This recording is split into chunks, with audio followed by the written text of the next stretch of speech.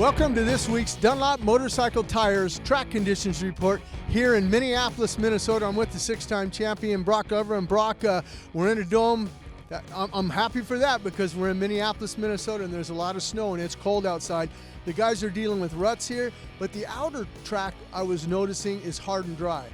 Yeah, you're talking about that. I mean, it has been real cold the last 2 or 3 weeks here, and the dirt's been outside.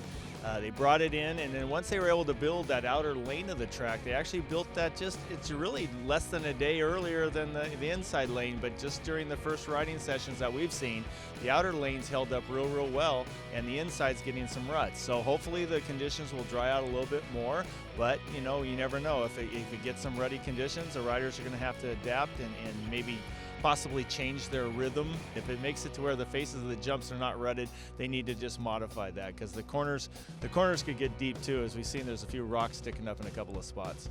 Yeah, you mentioned those rocks, and some of the rocks that I saw, they're like flat, and I see some of the rubber on the rocks. You go in there with the front wheel, it has a tendency to wash a little bit, but then the rut catches them.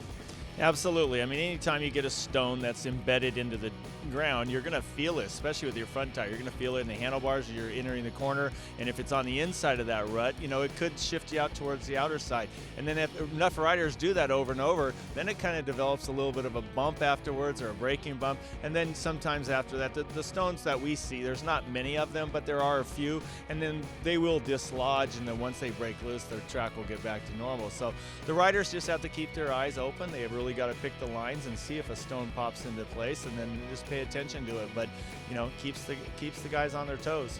Something else I wanted to ask you about, a lot of the teams I saw, especially Christian Craig, the Geico Honda, they had tire warmers on. Is that going to play into the factor that it's cold outside and they want to get those tires up to the right heat?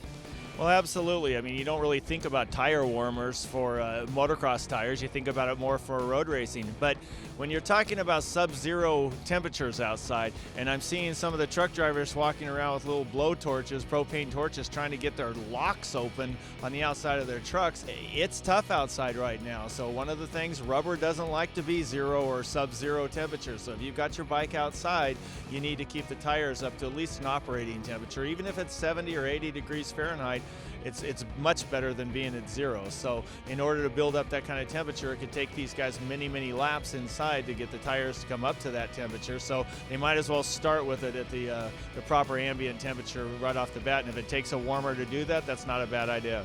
Well, and the other thing, we're inside and we got jackets on. I'm cold. It's going to be hard for the riders to get warmed up for the heat races and last chance and main event. That's also something that they're going to have to worry about.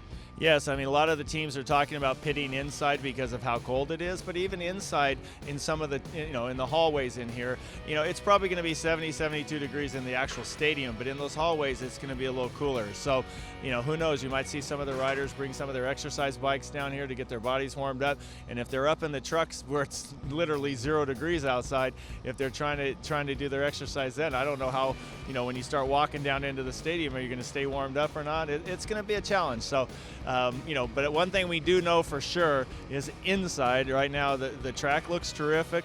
The stadium is completely enclosed, and I think you're going to see some fantastic racing.